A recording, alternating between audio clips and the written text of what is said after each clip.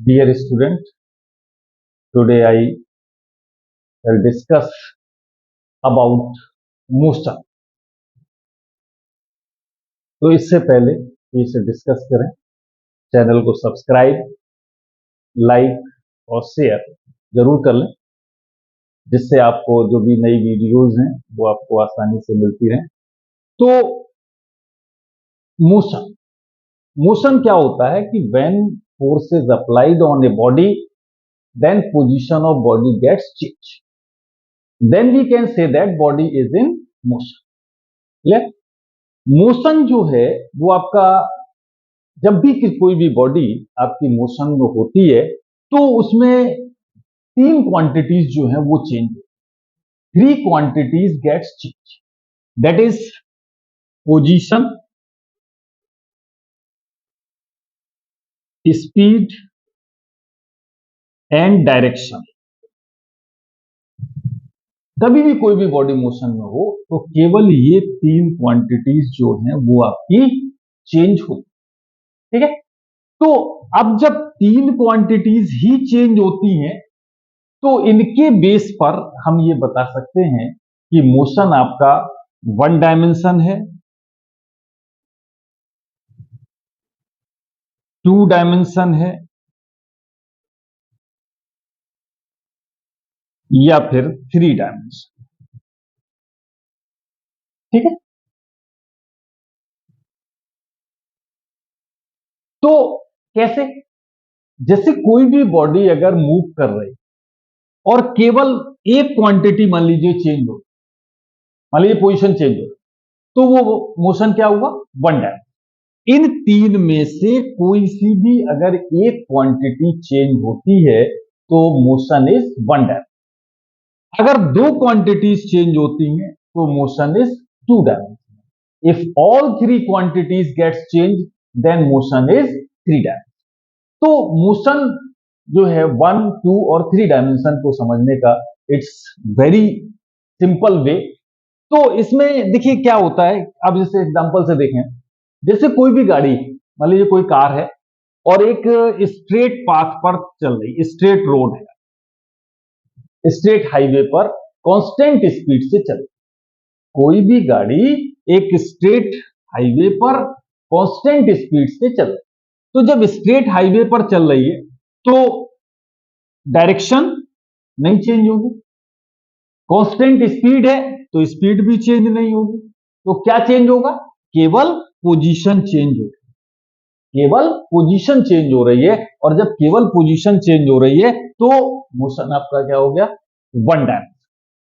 और यही कार अगर वेरिएबल स्पीड से चल रही है, यानी स्पीड भी कंटिन्यूसली चेंज हो रही, कभी कम हो रही कभी ज्यादा हो रही, तो क्या हो रहा, दो क्वांटिटीज चेंज हो रही, कौन कौन सी, एक पोजीशन और एक स्पीड। तब मोशन आपका क्या हो गया, टू डायमेंशन। और यही कार अगर मान लीजिए ये जो कार है, एक जो आपका हाईवे है वो इस तरीके से हो, जैसे मान लीजिए टर्निंग है, अगर टर्निंग है तो डायरेक्शन भी चेंज, तब मोशन क्या हो जाएगा, थ्री डायमेंशनल मोशन कहलाता है। यानी मोशन वन, टू और थ्री डायमेंशन को, ये बात समझ में आ गई होगी। अब देखिए एक और एग्जांपल देखते हैं थ्री डायमेंशनल के लिए। जैसे कोई मॉस्क्यूटो, मच्छर, सभी लोग जानते हैं, तो मॉस्क्यूटो अगर आपका उड़ रहा है तो एक तो उसकी स्पीड भी कांस्टेंट नहीं होगी, दूसरे डायरेक्शन किसी भी डायरेक्शन में जा सकता है वो, और तीसरे उसकी पोजीशन जो है वो कंटिन्यूसली चेंज होगी। तो जो मोशन है वो मॉस्क्यूटो का जो मोशन है it is three dimensional motion, यानी motion of mosquito is three dimension.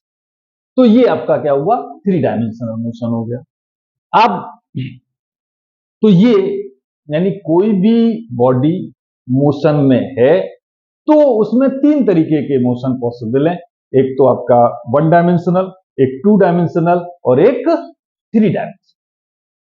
Three dimensional all three gets change, one dimensional only one quantity gets change, two dimensional two of them will change, ठीक है, clear. Now we discuss about a point object. Point object क्या, किसे point object कहते हैं। Generally सभी लोग इस बात से जानते होंगे कि पॉइंट यानी बहुत छोटी सी कोई भी ऑब्जेक्ट, तो वो पॉइंट ऑब्जेक्ट कहलाता है। लेकिन यहां पर थोड़ा सा चेंज है इसमें कि पॉइंट ऑब्जेक्ट वो ऑब्जेक्ट्स होती हैं जिनके द्वारा कवर्ड डिस्टेंस उनके साइज के कंपैरिजन में अगर बहुत ज्यादा है तो वो ऑब्जेक्ट्स आपकी क्या कहलाती हैं, पॉइंट ऑब्जेक्ट्स कहलाती हैं। If distance travelled by the body is much larger than the size of the body, then that body is said to be point object with respect to that motion. Clear?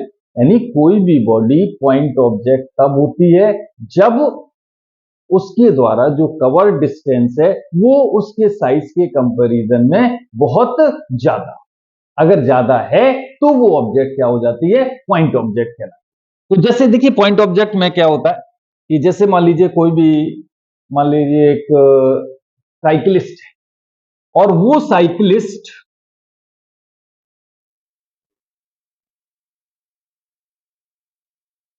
Ten kilometre की distance travel करता है, 10 kilometre.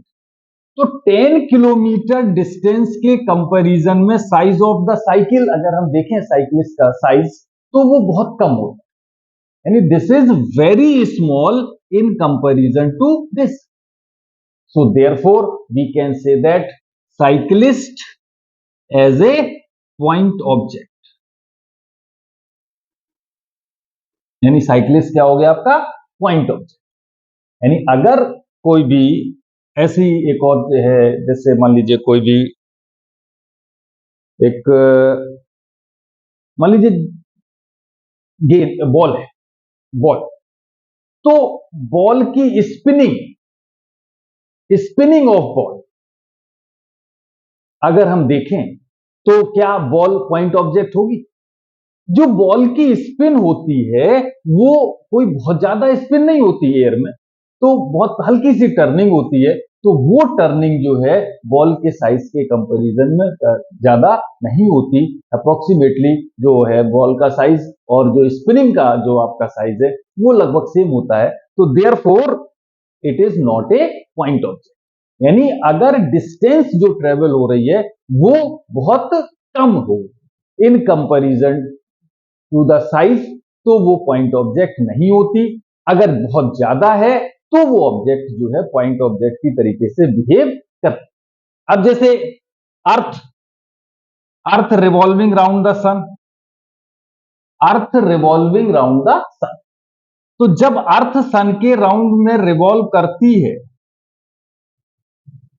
तो सन और अर्थ के बीच की जो distance है वो बहुत ज्यादा है, तो जो इसकी सरकमफरेंस आएगी वो काफी ज्यादा हो जाएगी, तो उसके कंपैरिजन में जो अर्थ का साइज है it is very small, so therefore earth behaves as the point object.